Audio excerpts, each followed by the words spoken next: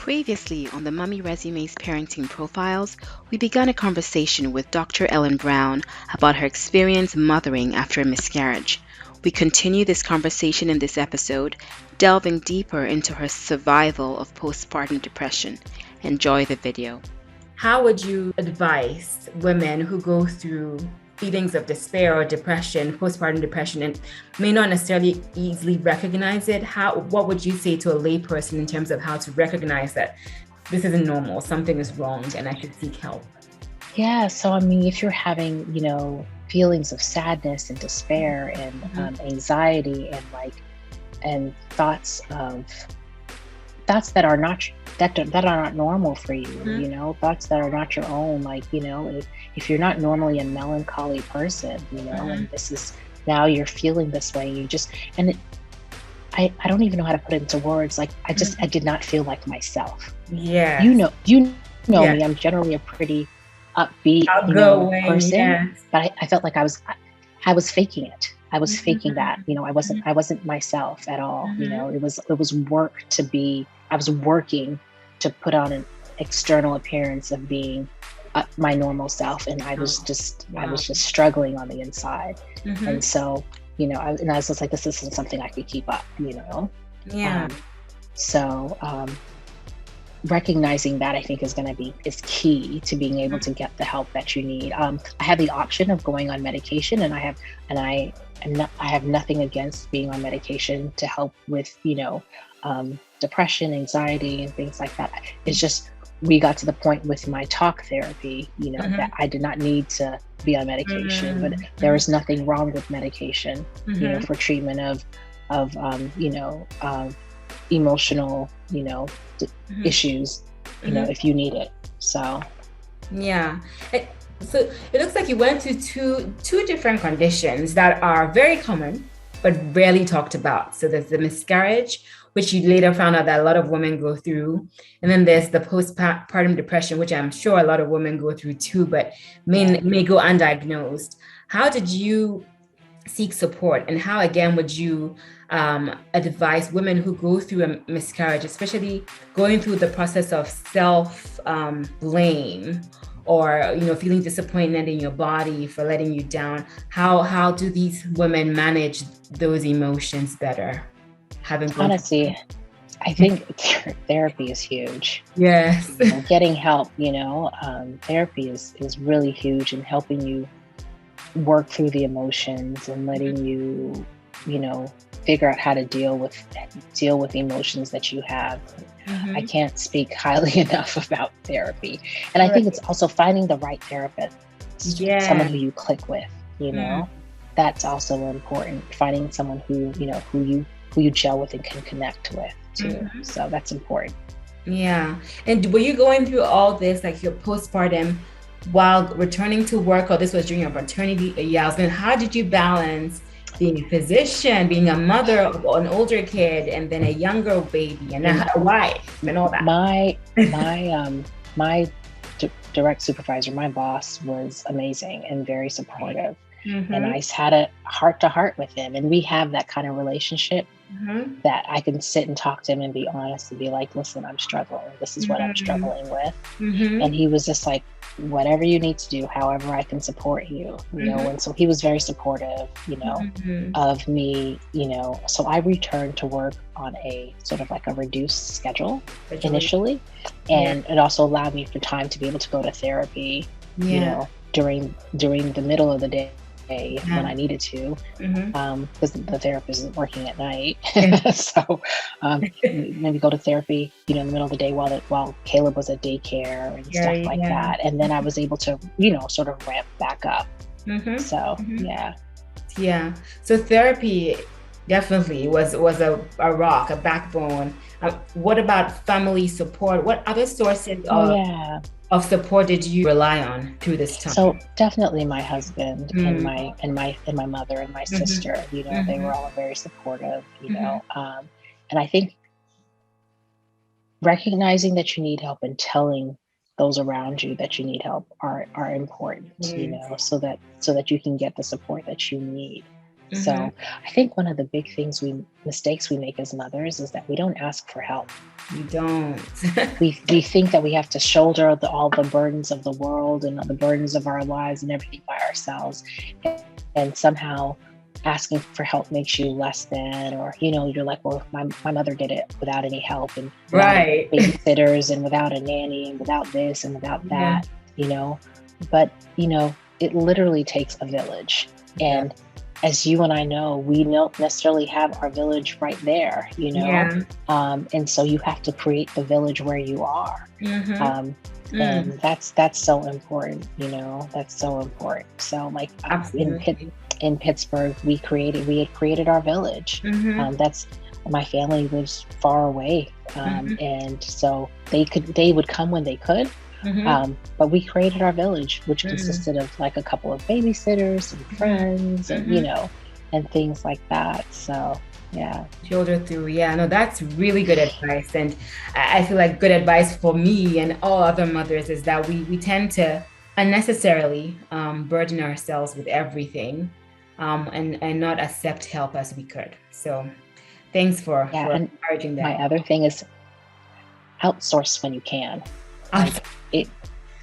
I cannot speak highly enough, especially as a working mom, on the importance of being able to outsource some of the things. Because I'm just like, I would rather spend time with my kids or doing stuff with them than doing X, Y, and Z, Get you. Yes, I'm going to teach them how to do this. I'm going to teach them how to do that.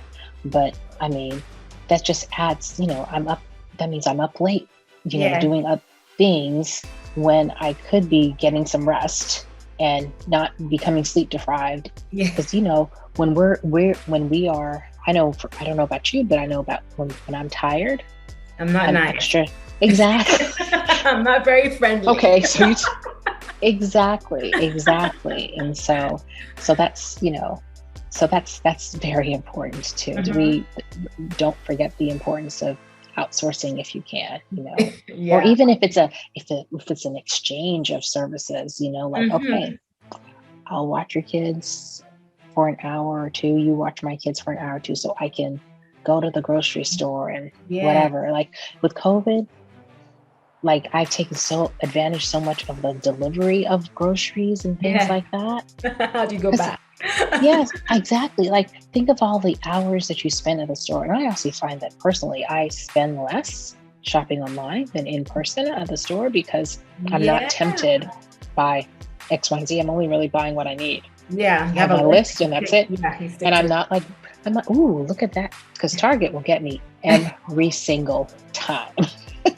I feel yeah. I enjoy online shopping a lot more for everything really, because you have your list, you go to your site and you're done.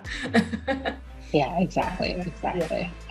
Great, absolutely. But so let's talk a little bit more kind of in summary on the positives of a painful experience. So you mentioned earlier that when you were trying to seek answers about why your miscarriage may have happened, you got yourself into Beauty Counter and understanding how we have so many toxins in our beauty care products, and that led to you forming your own business.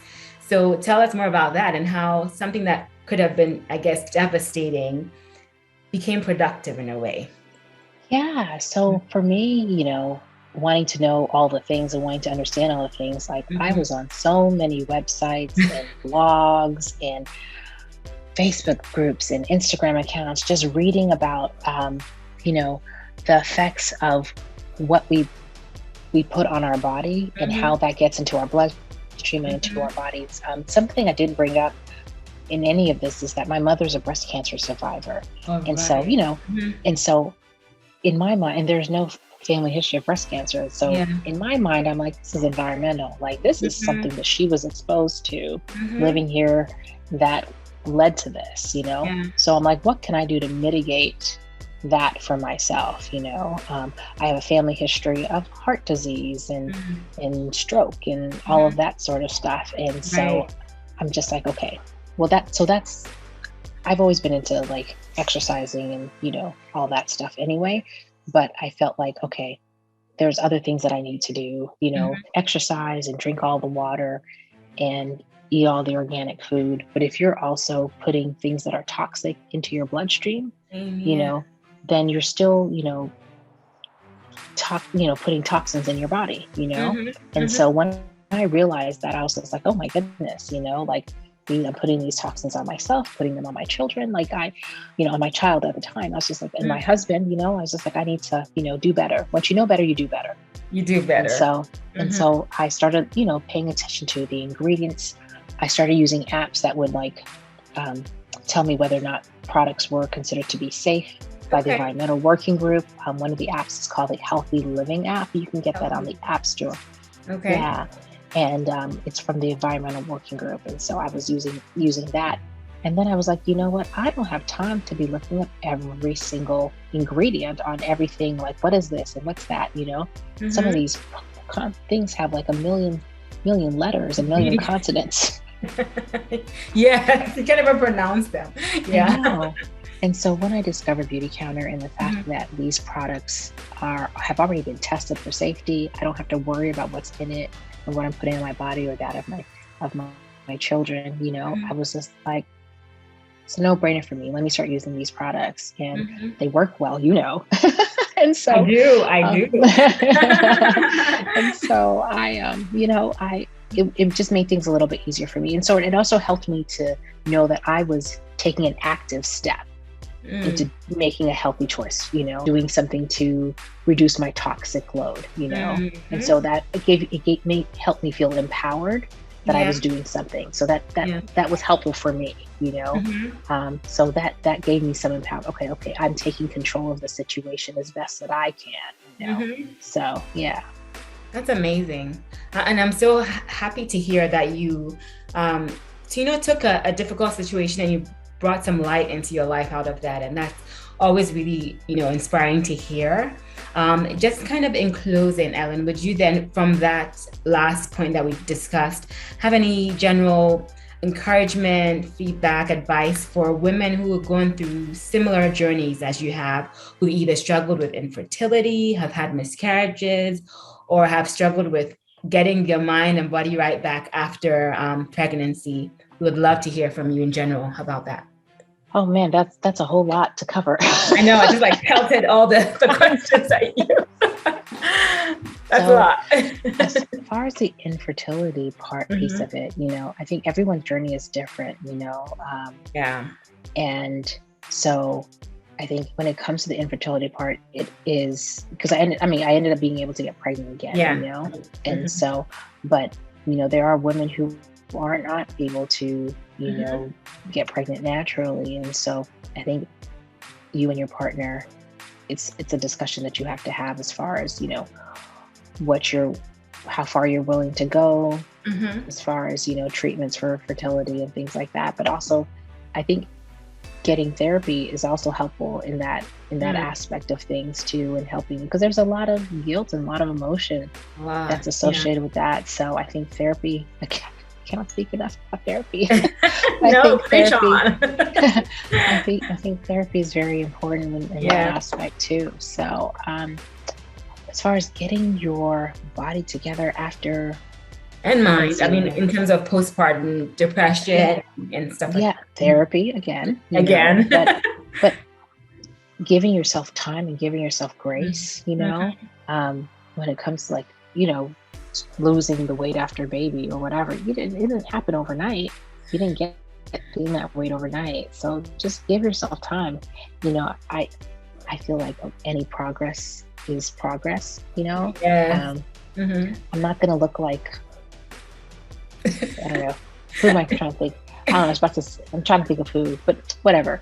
It's being happy in the skin that you're in, that's and any progress is progress. So, Caleb is 4.